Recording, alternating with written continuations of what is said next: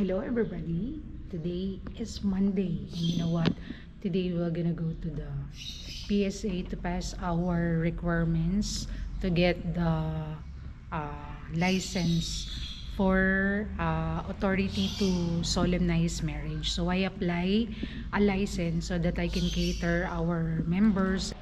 And so medyo it's hot.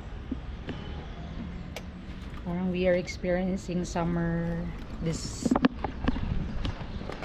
month, starting to feel summer.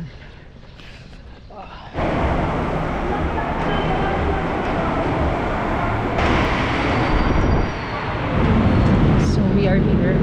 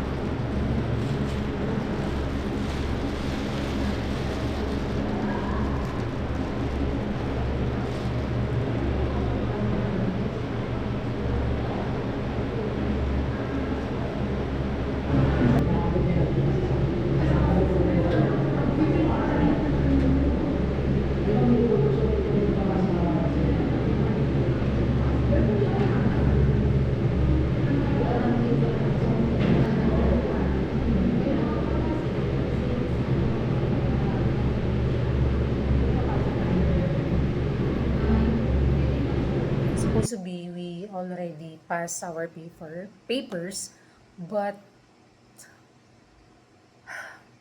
I forgot the original copy of our marriage certificate and my birth certificate, so they need it as well. So I need to go back here in our house, make some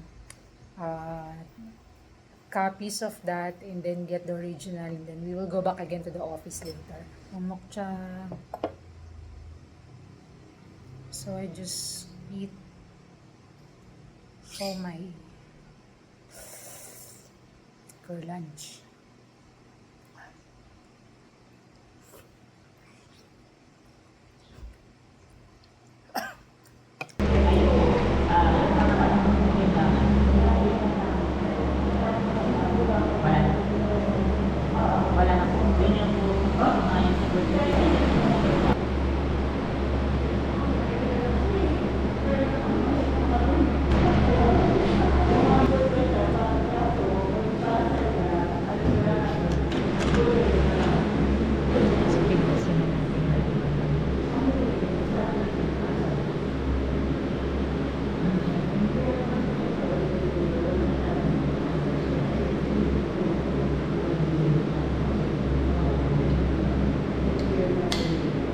So everyone, dito sa PSA para sa ating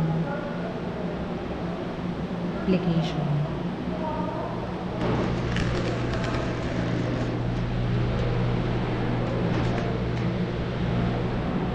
So nandito na tayo for payment for our application for the Krazam. So I hope after our payment we will receive our license 2 weeks from now. So yesterday, nagkaroon sila ng field visitation sa church. No? Tinignan nila yung church, yung sanctuary, worship hall, and also yung mga activities natin sa church. No? Tinignan din nila, tinanong din nila kaso wala tayo doon. Because we have our ministry in the jail, so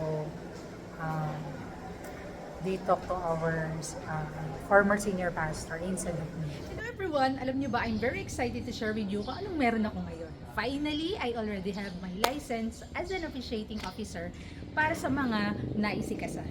So dito sa church, it's my privilege and pleasure para mag-serve sa mga member namin na mga ikakasal. So mangyayari yan unang-una sa August 1. Anyway, So, I want to share with you kung ano yung mga naging preparation ko and mga requirements na kailangan ko during the time ng pagko-comply, no, ng mga requirements para dito sa license para as an officiating officers. At gustong kong i-share ito lalo na sa mga pastor na gaya ko na gusto ring maging officiator para sa kanilang mga membro.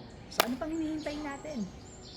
Tara na, let's go! And so ngayon, iisa-isahin na natin ano ba yung mga requirements na hinanda natin para magkaroon tayo ng license as an officiating officer. So bear with me dahil medyo madami-dami po ito.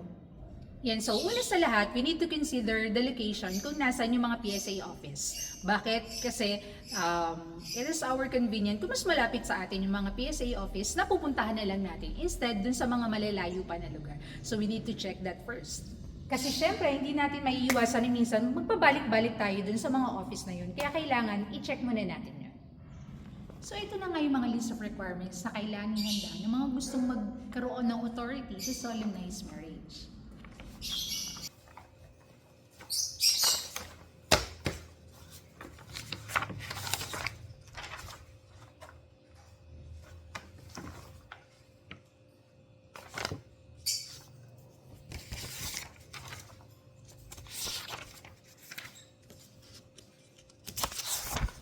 So after you already prepare all the requirements, you have to pay them a 500 pesos per filing it. At the same time, may mga documentary stamp na kailangan din para sa mga papers natin. So you could just pay 30 pesos per stamp para dun sa mga papers na kailangan. So after you prepare all the requirements, pwede nyo na siya ipasa sa PSA. And you know what? Very accommodating naman si PSA. Kapag may mga questions kayo, o di kaya naman may mga clarification kayo about dun sa requirements na ipapasa natin para malinaw yung ating transaction sa kanila. Isa ring bagay ay magkakaroon sila ng ocular visit sa inyong mga churches. So, i-check nila yung facilities, yung mga ministries ninyo, mga schedules ng inyong mga ministries. So, sana may mga tao din sa lugar para ma-interview nila at matanong din nila regarding din sa information about sa inyong mga simbahan. Yan, so after nyo ipasa yung requirements ninyo, bisitahin yung inyong church for ocular visit at alamin yung mga bagay din sa church, kung yung inyong mga facilities and even the schedule of the church, maghihintay lang kayo ng tawag sa PSA kung approve na yung papers at magkakaroon na kayo ng license para gamitin nyo to solemnize marriage.